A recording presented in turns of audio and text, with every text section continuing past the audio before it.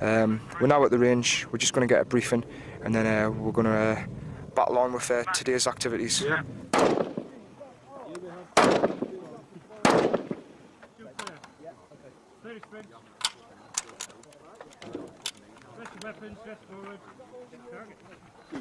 And it's just the lads checking the targets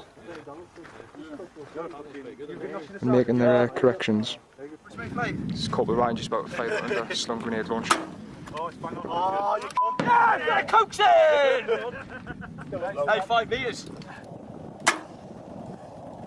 Oh, a bit short, that's short. Hey, you're losing so far. There's Corporal Hardy just about to fire his as well.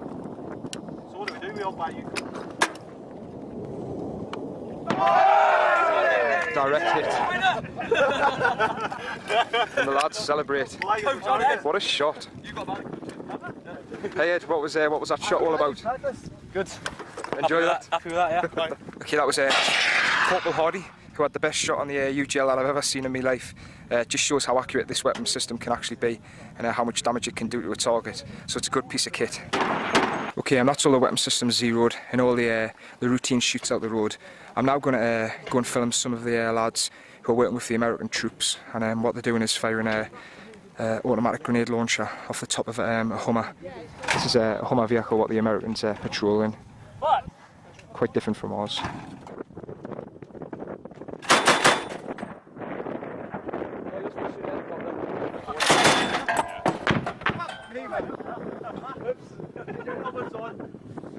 What we're going to do now is move on to working with aircraft. We're going to be calling aircraft in and directing aircraft onto a target by a number of ways, firing mortars onto the target, firing a loom at the target, smoke, etc. But then the aircraft is going to do its business and make sure that the target's neutralised after we've lay onto it. There's a 51mm mortar dug in and ready for action. Okay, just a quick point to note. Because we're working with aircraft, it's important to mark the position that we're going to be working from, and it's important to let the aircraft know our grid of our position. This is to avoid friendly fire. It's what's known as a blue on blue, and obviously if it can be devastating if this type of thing does happen. It is an exercise. We've used a heli marking piece of kit so they know exactly where we are, but it's just another point that you can take on board when you are working with aircraft, whether it's in an exercise or for real. I'm just going to hand you over to Centurion Call Center right now, and you are clear to talk to him for your first control. He is qualified JTAC, over. Okay, and we've just got radio comms with the aircraft, and we're just going to start calling it in now to carry on with the exercise.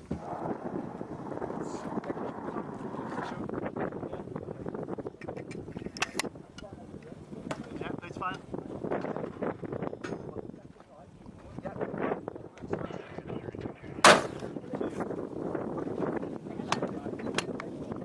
Okay, and we've just tried to mark the target with a mortar.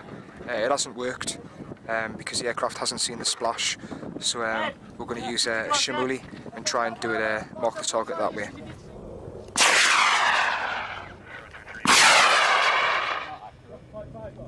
Yeah, good point, 5.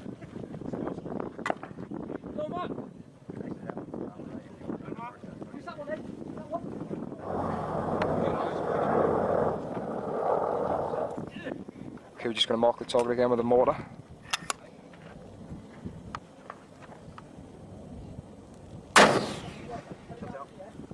And that target in the distance is what we want to neutralise. I'll go on. Which one are you going?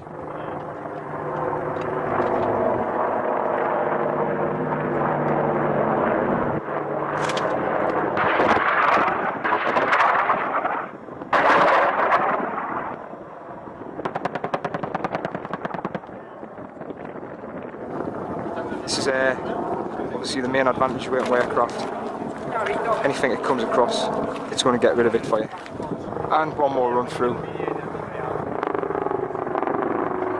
So I can never get bored of looking at this.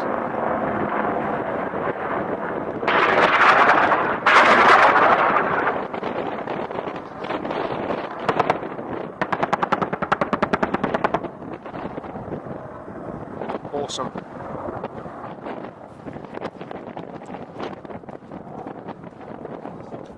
We've just marked our location by orange smoke. We're just Just an example of another way how we could mark the position to avoid a blue on blue.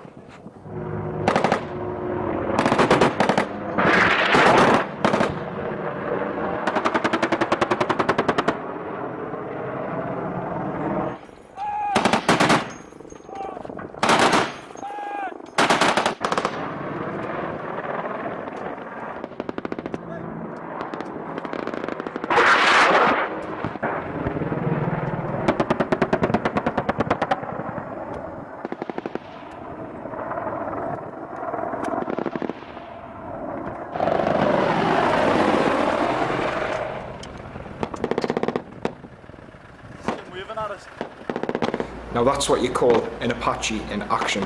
Absolutely awesome.